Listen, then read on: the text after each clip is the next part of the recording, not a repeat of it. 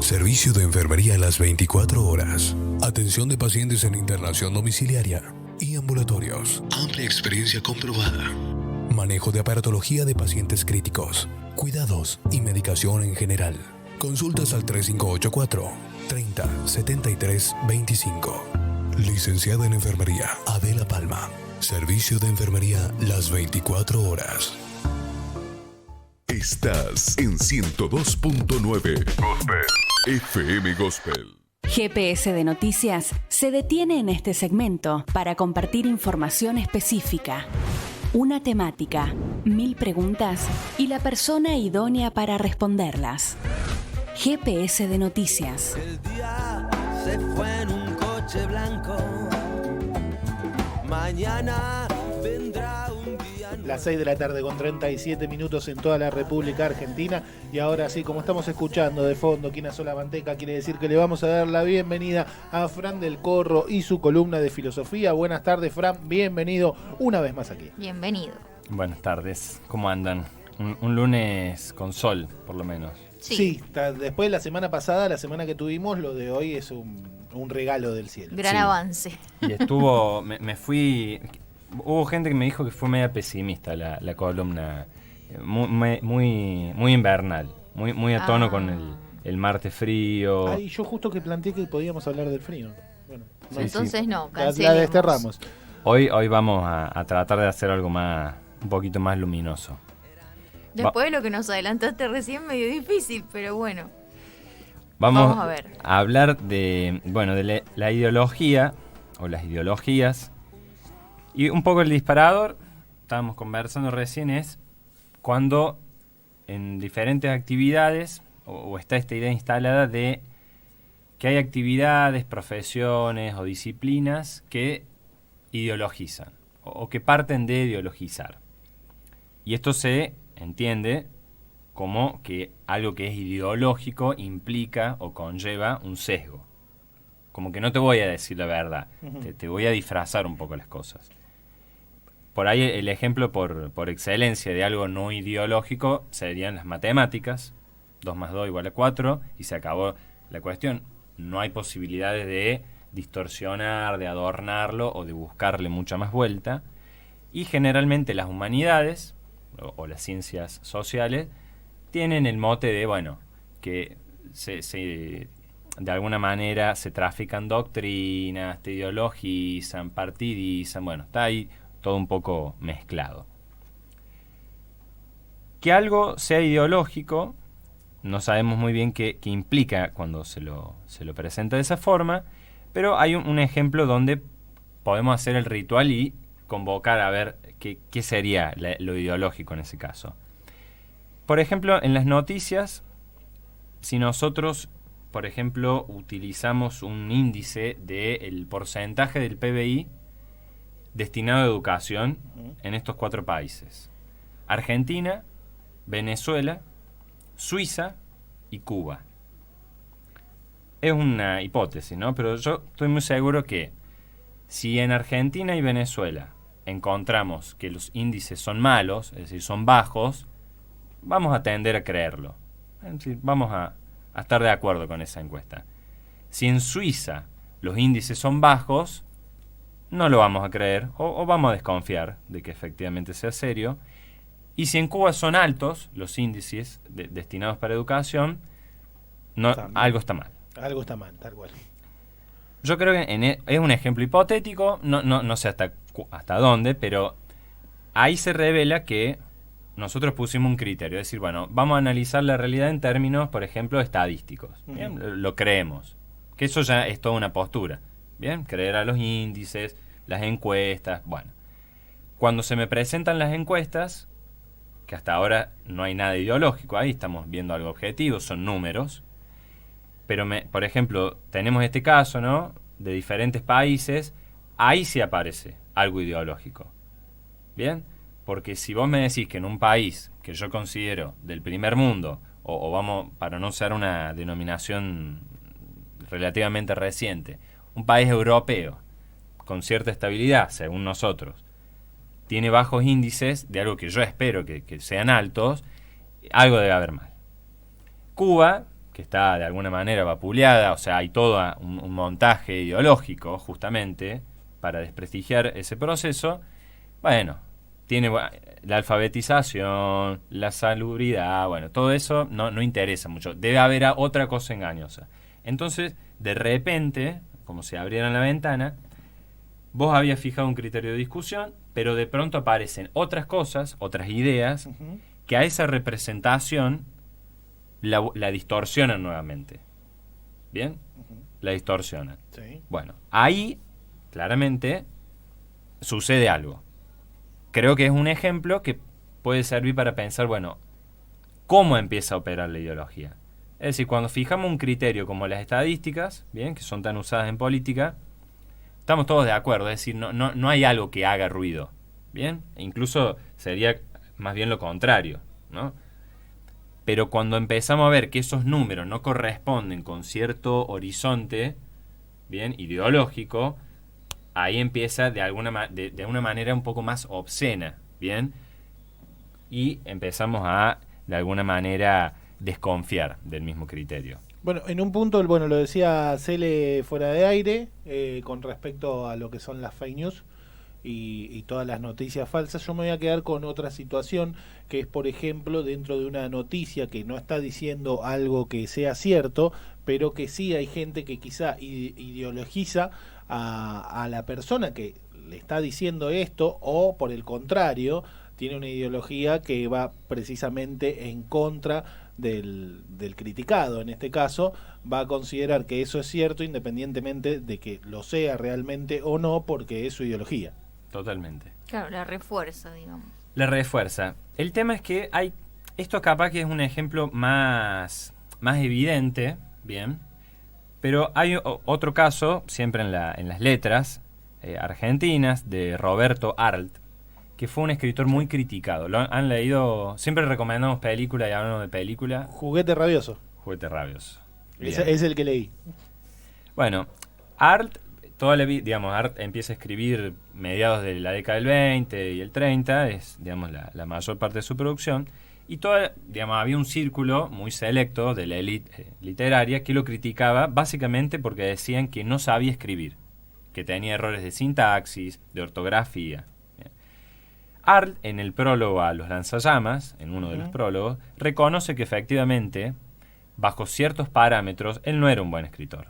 Y lo reconocía. Es más, incluso él reconocía que él escribía como oficio. O sea, que él no tenía una relación con el arte como una musa inspiradora y toda esa historia. Él escribía porque le pagaban. Y le pagaban por adelantado. Entonces, cuando él cobraba, lo que tenía que entregar a la imprenta tenía que ser leído. O sea, tenía que gustar. Ricardo Piglia analiza el prólogo y lo que Piglia dice, un poco,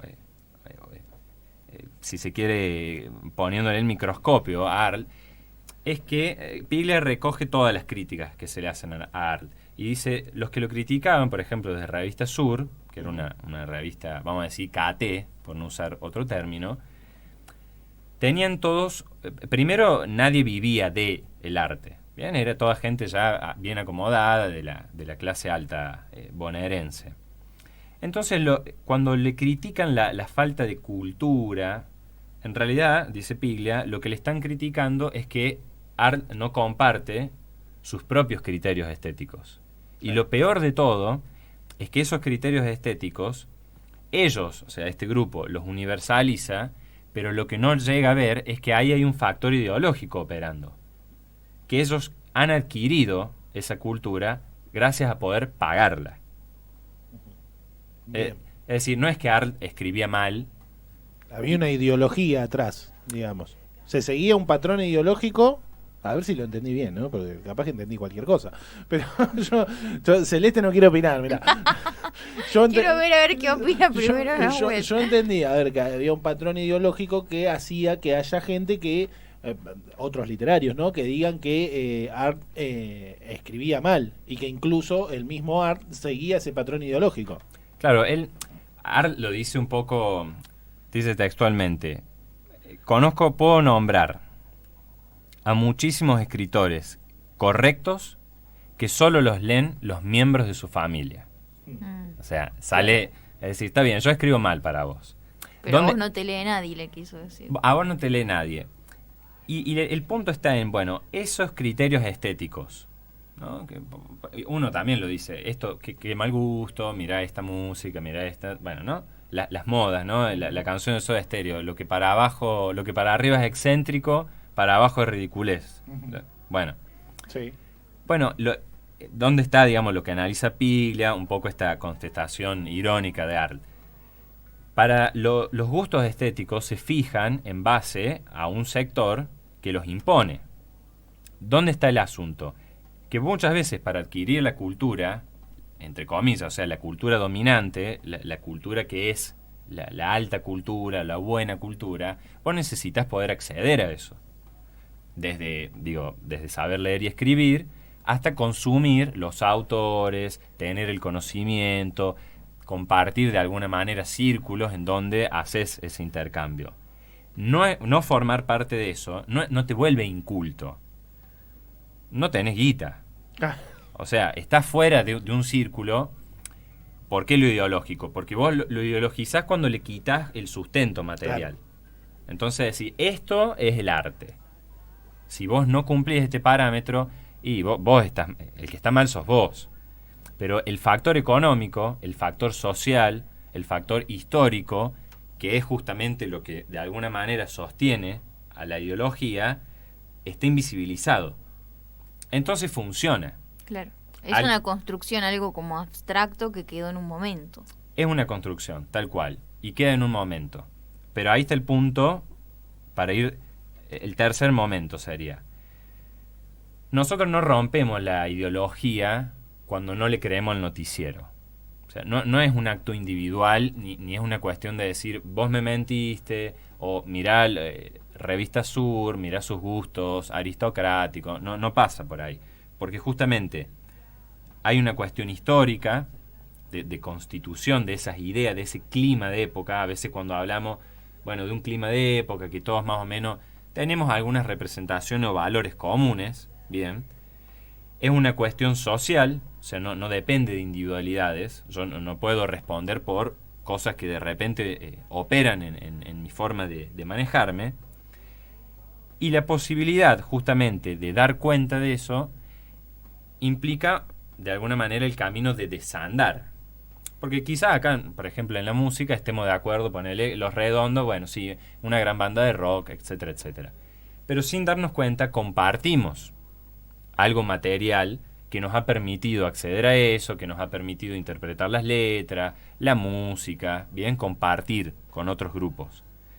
Entonces, lo que muchas veces, cuando se habla esto de, no ideologizar, sería más o menos como si te dijeran, no mientas, o representame las cosas como realmente son. No seas tan parcial.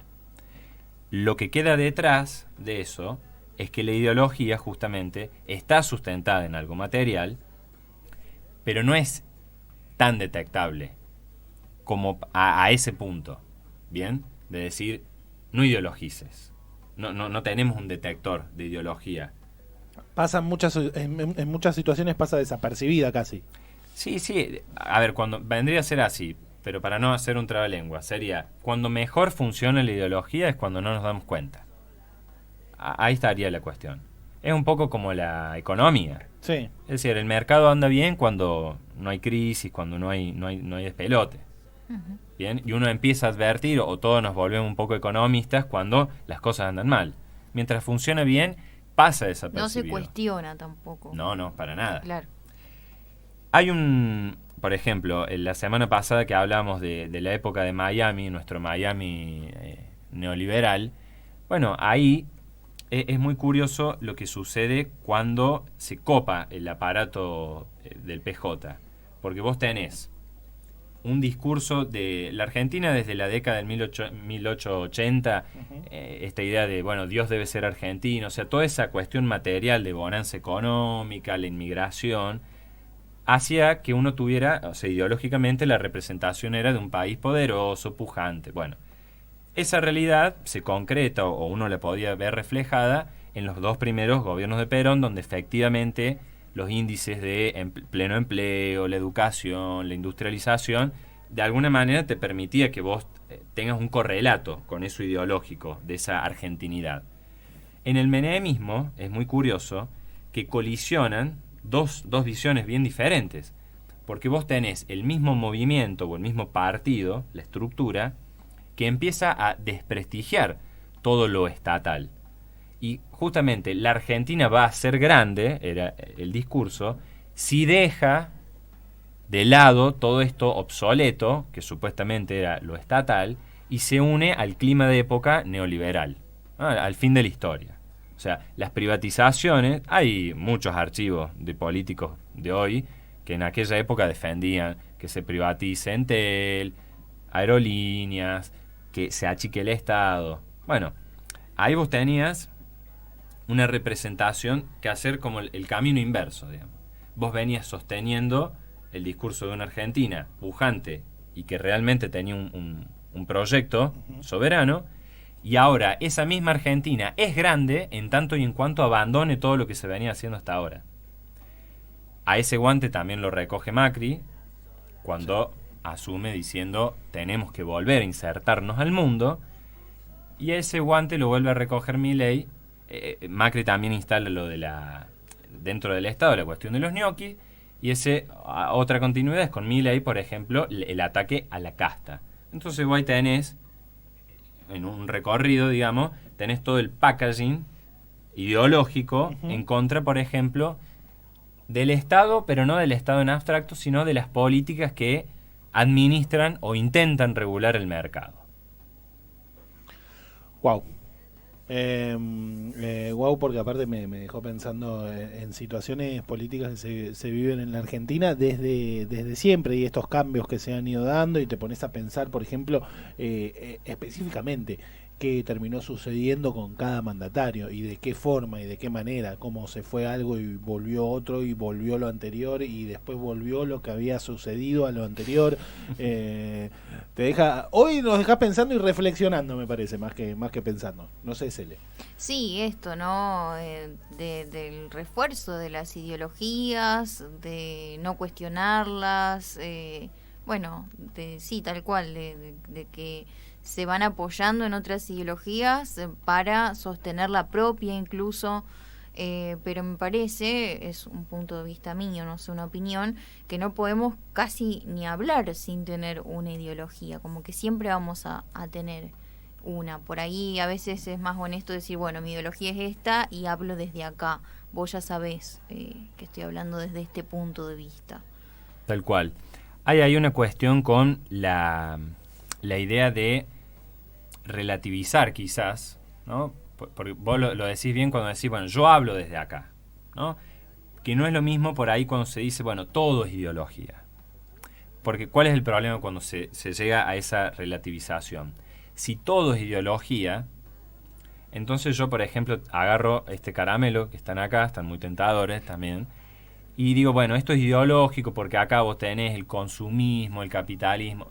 Entonces no te sirve para analizar, porque es un caso tan concreto que te implica intrincarte tanto para justificar de por qué en un caramelo hay ideología, que es mejor de alguna manera tomar una distancia y utilizar otras situaciones, ¿no? Justamente para que pueda de alguna manera ponerse de manifiesto de qué estamos hablando cuando hablamos de ideología. Claro. ¿Bien? Entonces, sin embargo, este ejemplo que vos decís, bueno, yo hablo desde acá. En una conversación o en un debate, esa postura, que en realidad tendría que ser la más honesta y tendría que ser la más común, casi que te coloca en un lugar de debilidad. Porque automáticamente despertás alarmas de, bueno, y me va a querer convencer. Claro. ¿No? Suele suceder eso. Cuando alguien de alguna manera adelanta o planta bandera y dice, bueno, yo hablo desde acá. Y ya sos el que está sesgado. Uh-huh. Bien, pero esas son falacias. Esas son falacias. Me gustó ese cierre. Bueno, Fran, muchísimas gracias como siempre por hacernos pensar un montón y dejarnos reflexionando. Te esperamos la semana que viene. Gracias, Fran. Bueno, gracias a Nos ustedes. vamos pensando, tal cual. Un león hambriento. Ahí estaba Fran del Corro, columnista de filosofía, con, bueno, esta columna aquí en A Sola Manteca, el tema de hoy, las ideologías. Llevo el viento 102.9. Esto es GPS de Noticias, segunda edición.